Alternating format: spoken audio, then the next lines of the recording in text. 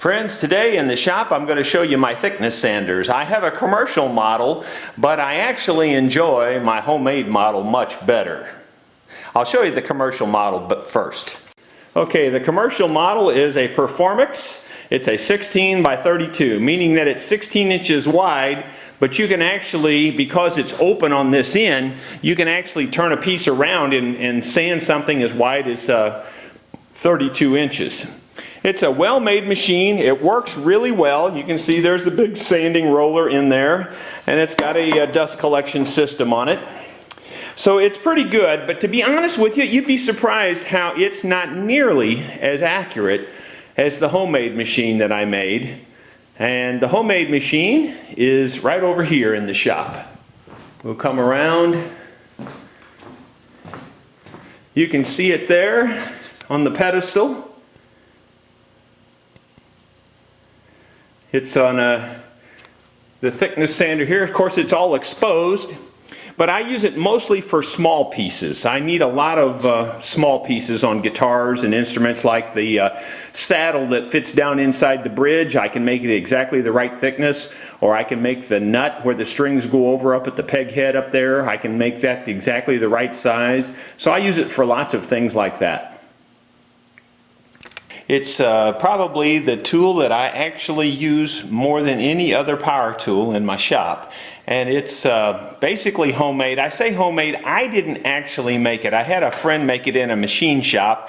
I gave him all the parts, and I told him how I wanted it built, and he did the rest. At that time, I didn't have a machine shop. Now I actually do have a metal shop in addition to my wood shop, so I could build it myself. So I'll just show you what it is and how it works. Okay, here is here's what it looks like. It's sitting on a little stand, a little yellow and green stand there. And you can see it basically consists of a roller, which is approximately a 3.5 inch roller, I would say, 3-inch roller. And the table right here spins, and you just loosen this nut and the table can spin, and it can go up and down, and this is how you adjust your level. And I use it for mostly little things in the shop. When you're working on instruments, you always have little parts that need to be exactly a certain thickness. There's a motor under here that spins this drive pulley. There's large bearings that the pulleys that the shaft is riding on. There's an on-off switch. You just turn it on.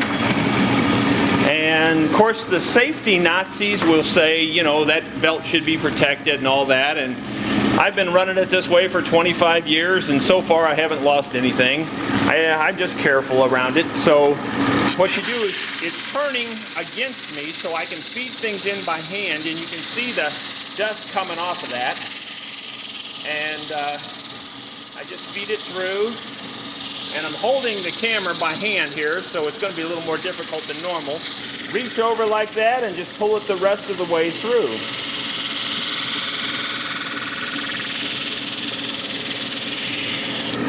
And it does a wonderful job of getting rid of saw marks. There's some saw marks right there that are still there. All I'd have to do now is just adjust the table just slightly, like that, and push it through again, and it'll probably get rid of those saw marks. Or maybe that wasn't enough. I might have to do it again. You can see it took off some of the saw marks, but I still have to run it through again. About all there is to it. It's a really cool little machine. It just consists of this table that is spinning on a large piece of pipe that's threaded. And a very simple design. Works really, really, really well. My favorite machine that I have in the shop. Hope you enjoyed that.